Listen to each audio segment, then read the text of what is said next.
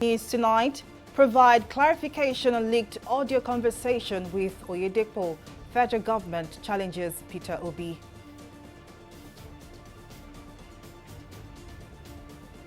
Rivers State Governor Nyesom Wike mocks Ayu over 2023 elections outcome.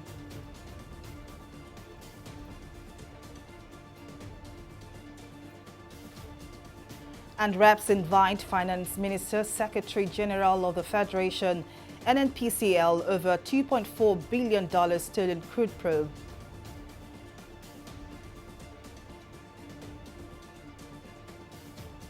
Hello and welcome to News Now on TV360 Nigeria. I am Folashade Ogurinde. The Minister of Information and Culture, Lai Mohammed, has asked Peter Obi, presidential candidate of the Labour Party, to clarify his position on a leaked audio conversation featuring him and David Oyedepo, the founder of Winners Chapel. In the audio clip, a voice similar to that of Obi can be heard asking Oyedepo to speak to the Christians in the southwest and choir to vote for him in the presidential poll, describing the election as a religious war. Obi, however, said the audio is a fake, doctored audio call, and at no time did he ever say, think, or even imply that the 2023 election is or was a religious war. The Labour Party candidate campaign council also called the audio a deepfake and accused the All Progressives Congress, APC, of trying to demarket Peter Obi. Governor Nyesom Wike of Rivers State has mocked a former national chairman of the People's Democratic Party, Iyorchia Ayu, over the party's failure in the 2023 presidential election. In a media chat with selected journalists in Port Harcourt on Tuesday, Wike claimed that Benue-born PDP chieftain has no electoral value. While the PDP has appointed an acting national chairman, Wike says the development means little. He, however, expressed happiness that Ayu did not quit as the PDP chairman before the election. In the lead-up to the election, Wike had championed the call for Ayu's resignation. What about Ayu stepping aside or not stepping aside? What is going to make me happy? Because they had a presidential candidate. I say you can't have these two. And people should understand. And our constitution says there must be zoning. That is not that we are comfortable with that. Because we still talked about the presidency should go to the start. Buhari having stayed there for 8 years. But at least you have something to speak about. You know. So, whether Ayu goes, in fact, we're happy that Ayu didn't go that time. But if he had gone, then they would have said it was because Ayu left. That's how we lost election. So thank God he presided over the election. Not that we lost, he lost woefully from his unit to his ward, to his local government, to his state. He didn't have anything. So you can see that he has nothing to contribute to the party. We won here, which means we have something to offer the party. I didn't have anything to offer the party. With the increasing spate of banditry attacks, the problem of insecurity is taking the front burner in Nigeria's political discourse. To this end, security experts have urged the new administration to, as a matter of urgency, deal decisively with bandits and other criminal elements. While commending the APC's document of renewed hope, security expert Kabiru Adamu, in an earlier interview with TV360 Nigeria, said the incoming administration spelled out new ideas for Nigeria's security architecture, but was silent on its implementation strategy. Speaking further, Adamu added that there is a need to address the issues of some aggrieved segments of the country who felt left out in the political affairs of the state.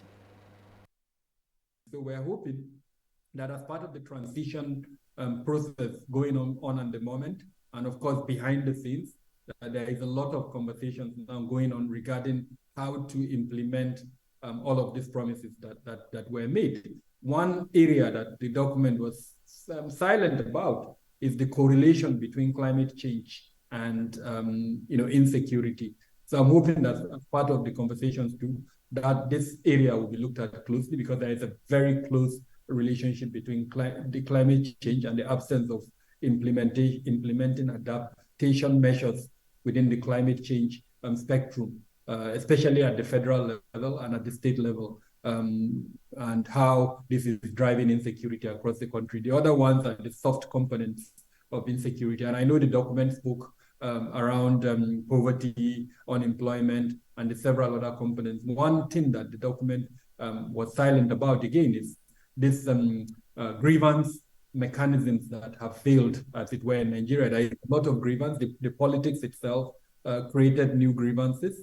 Certain components of the society feel left out. So there must be some mention and a strategy on how to bridge those gaps and develop national unity and cohesion. All of this, I'm hoping that as part of the transition work that is ongoing and the behind-the-scenes discussion by the incoming administration, they will be able to look at this, come up with an implementation strategy, and of course, hope that that implementation strategy will address all of these things that I've mentioned. But suffice to say, the Renewed Hope document was quite comprehensive in terms of several components of the security approach that this new incoming administration intends to pursue.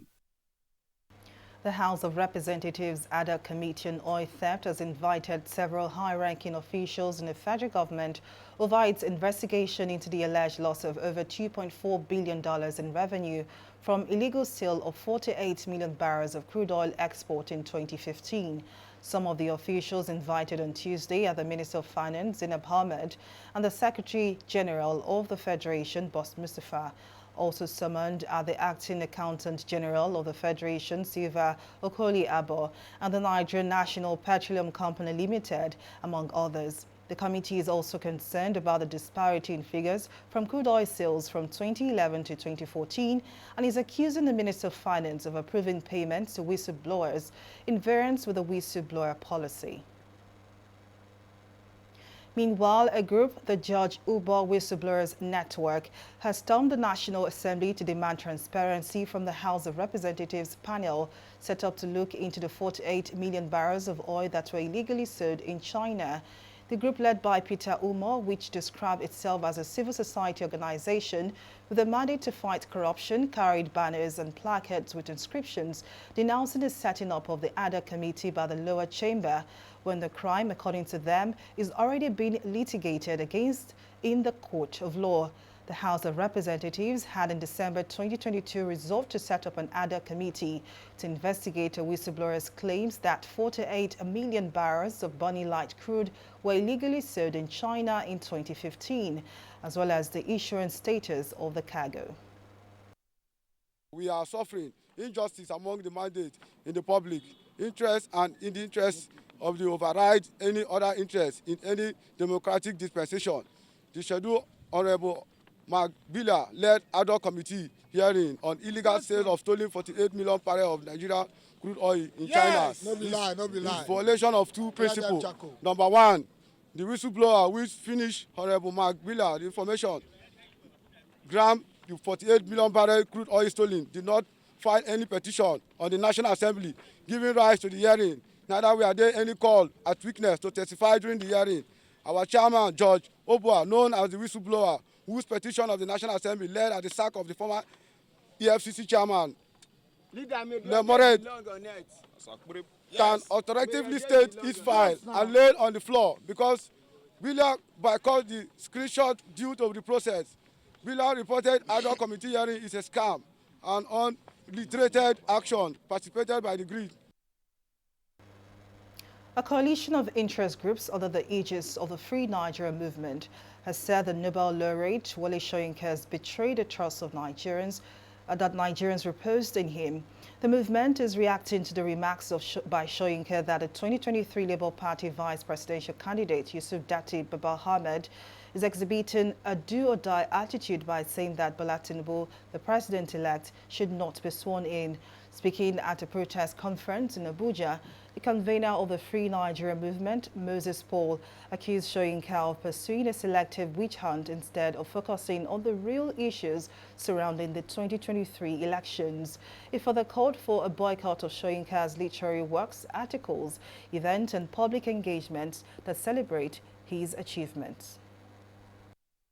It is on record that Professor Wole Soyinka never condemned the shameless episode of ethnic profiling, intimidation and hate speech by elements such as Musilimu Akinsanya, aka MC Oluomo, Bayo Ononuga, FF Kayode, and a host of other atrocious persons. All their actions are not fascist, nor did he condemn Professor Mahmoud Yakubu's instance of flaunting INEC's guidelines, the Electoral Act, and his rush to declare a winner. It is sad that when it matters the most, the voice of our dear Prof, whose books and thoughts form the basis of academic pursuit by some, should breathe reason on the polity.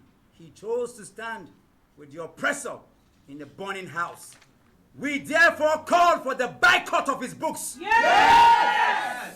Articles and events, yes! And all public engagements, yes! That celebrate his literary achievements, which as of today do not recognize the well-being of the ordinary Nigerian. Yes. Yeah. We need role models, not sellouts. Yes! In Lagos, the State Commissioner of Police, Idowu Owohunwa, has presented checks of over 28 million naira to the next of kin of 78 deceased police officers who died while in active service to the state. The presentation of the check took place on Tuesday at the police command in the state.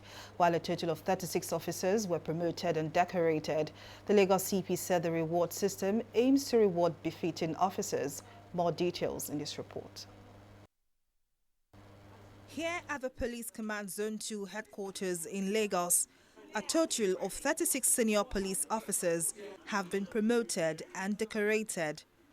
The State Commissioner of Police, Idowu Owohunwa, says this gesture will serve as a morale booster for 7 members of the force.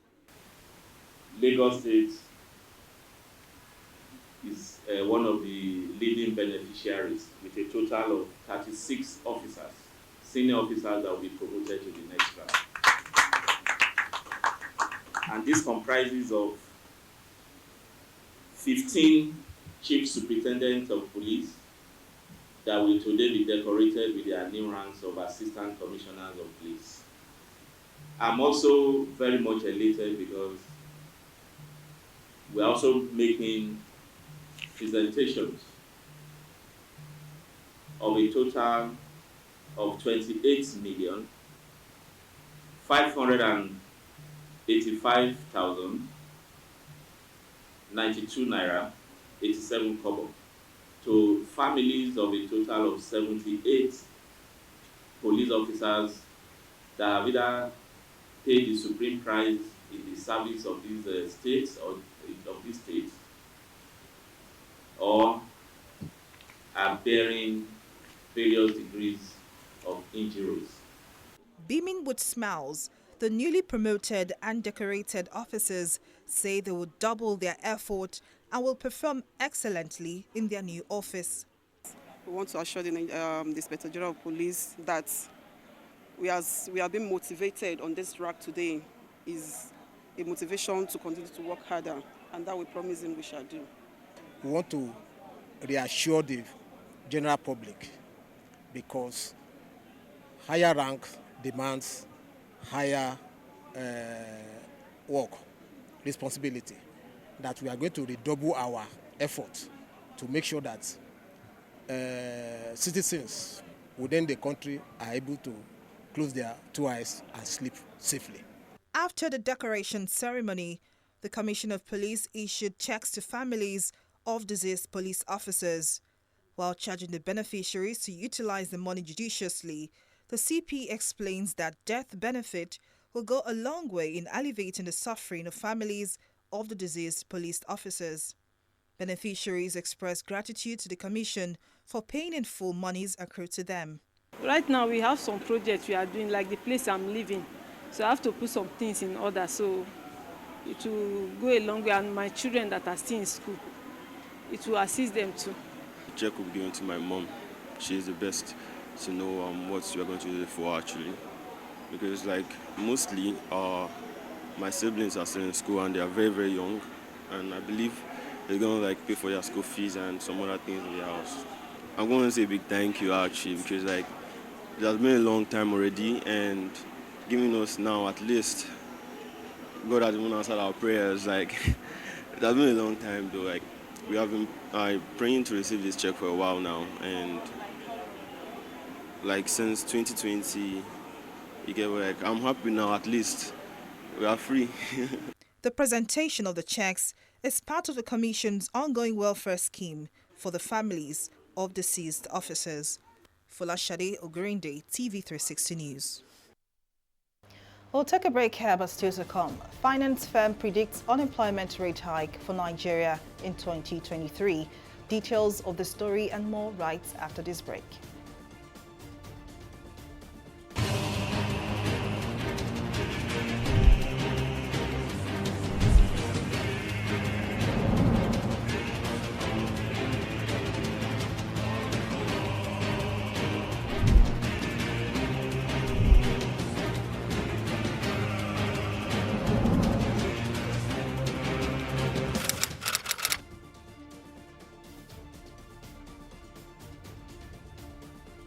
Welcome back. Now here is a recap of some of our top stories tonight. The Minister of Information and Culture, Lai Mohammed, has asked Peter Obi, presidential candidate of the Labour Party, to clarify his position on a leaked audio conversation featuring him and David Oyedepo, the founder of Winners Chapel. In the audio clip, a voice similar to that of Obi can be heard asking Oyedepo to speak to the Christians in the Southwest and choir to vote for him in the presidential poll, describing the election as a religious war. We also told you that Governor Nyesom Wike of Rivers State has mocked a former national chairman of the People's Democratic Party, Iyorchia Ayu, over the party's failure in the 2023 presidential election. In a media chat with selected journalists in Port Harcourt on Tuesday, Wike claimed the Benue-born PDP chieftain has no electoral value. But in case you missed any of our news bulletin, or for more updates, you can catch us on Limex World TV or log on to our website on www.tv360nigeria.com. You can also follow us on our social media platforms on Twitter, Instagram, and YouTube at TV360 Nigeria. On Facebook, we are TV360 Online.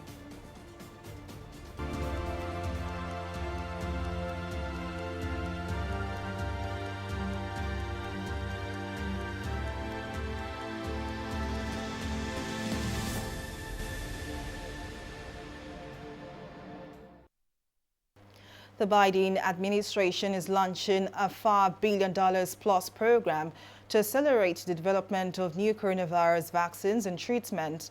The program, dubbed Project NextGen, is expected to be launched in the near future as a sequel to the Trump administration's Operation Warp Speed.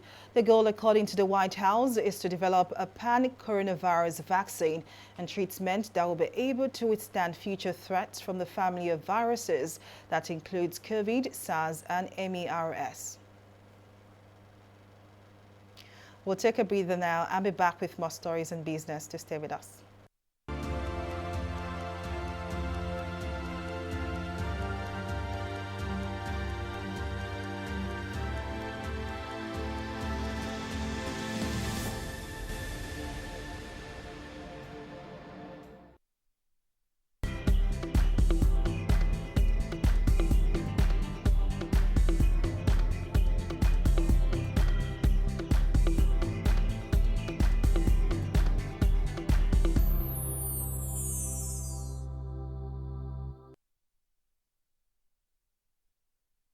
Welcome back to News Now. In business, KPMG, a multidimensional consulting firm, has disclosed that Nigeria's unemployment rate would increase to 40.6% in 2023 from 37.7% in 2022.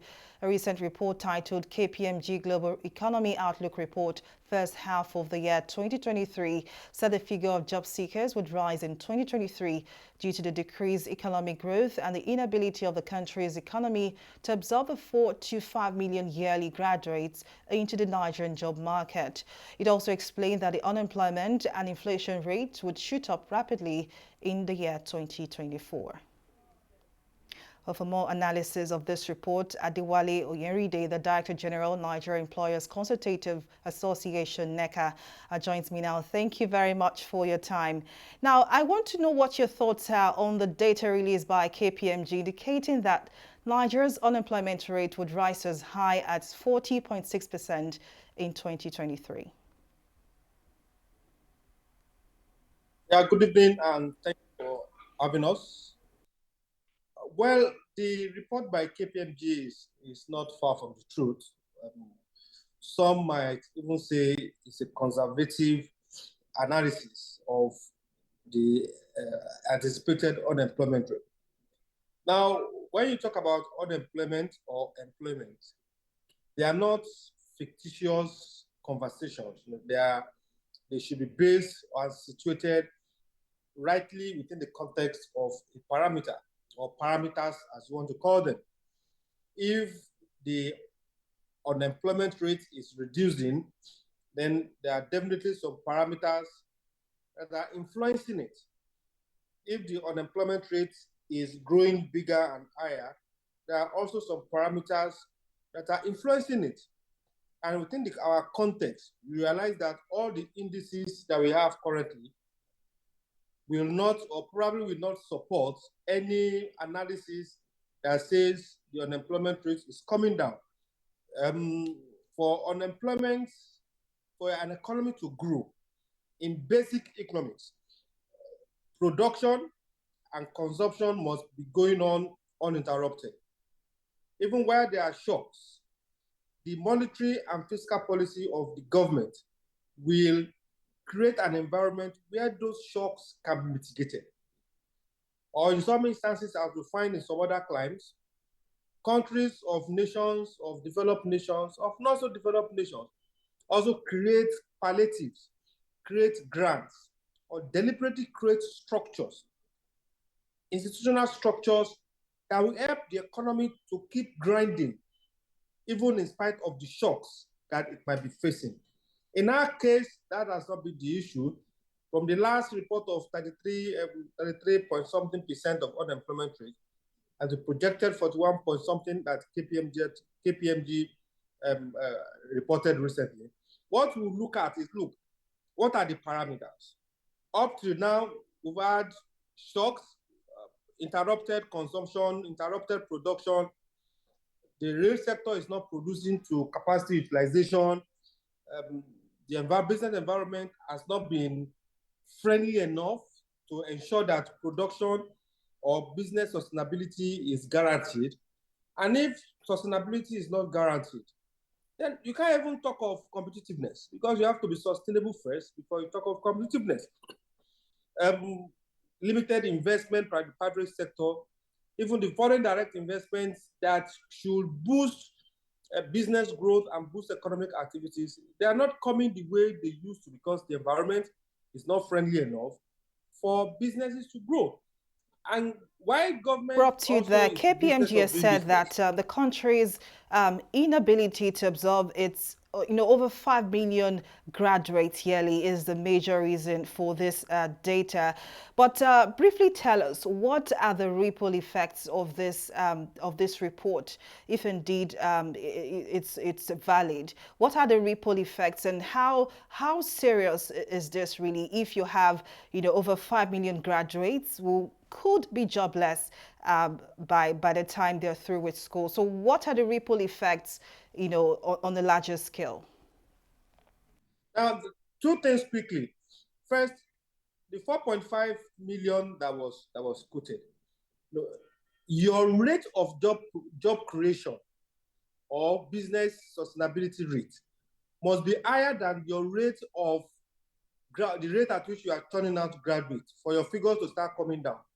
So since you cannot stop the academic calendar from running, so graduates will continue to come out every year, then your task is to make sure that your rate of development, your rate of job creation is equal to or greater than the rate at which your graduates are coming out. That is one of the ways in which you can deal with the issue of unemployment.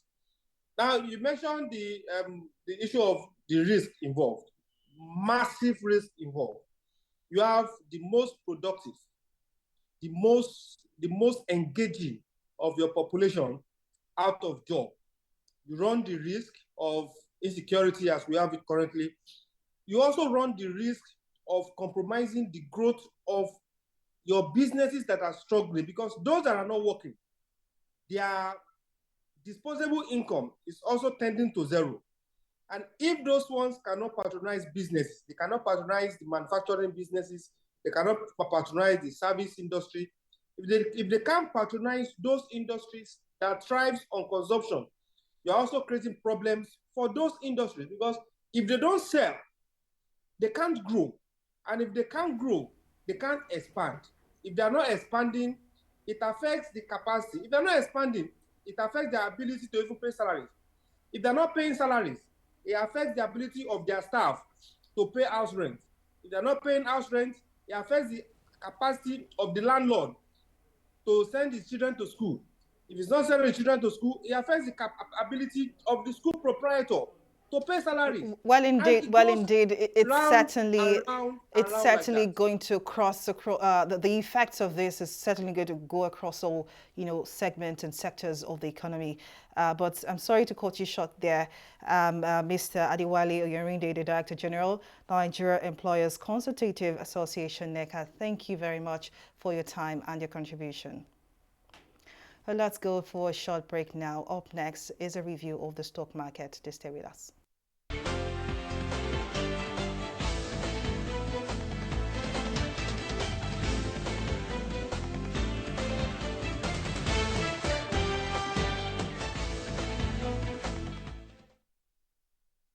It's a second executive trading day of the week as all-share index peered 1.96% to close at 51,952 basis points, with market capitalization closing at 28.31 trillion naira. In the aggregate, 107 NGX-listed equities participated in trading, ending with 4 gainers and 28 losers. Now, speaking of losers, Lafarge WAPCO came out last with a loss of 23 naira per share, followed by Airtel Africa. On the winning table, Keverton Offshore Support Group led the gainers with 8.25% share price appreciation, closing at 1 naira 5 kobo per share, which was followed by Nigerian Aviation Handling Co. Now, market summary shows that 1.7 million volume of shares valued at 4.7 billion naira exchange hands in 4,286 deals. Now, to select global stocks, it's certainly a good trading day for all three, FTSE, Dow Jones and Nikkei, ending in the greens at 0.57%, 0.40% and 1.05% respectively. And now to the foreign scene. Sudanese civilian groups and the ruling junta have missed Tuesday's deadline to form a civilian-led transitional government amid disagreements on security reforms and other issues.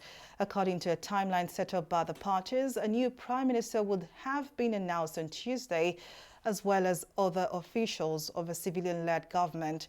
The deadline lapsed after the parties failed to sign a final transition deal on the 1st and 6th of April over disagreement on the integration of the paramilitary rapid support forces into the army.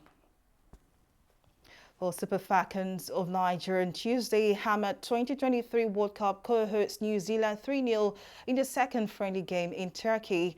It's the Falcons' second win in Turkey after edging World Cup debutant Haiti 2-1 last Friday. Randy Waldrum's side has now won their last 3 games. Goals from skipper Onome Ebi, Jennifer Echigini and Desire Oparanoze secured the comfortable win for the 9-time African champions. And that's the size of our news bulletin. Many thanks for watching. I am Folashade Ogunrinde. Bye for now.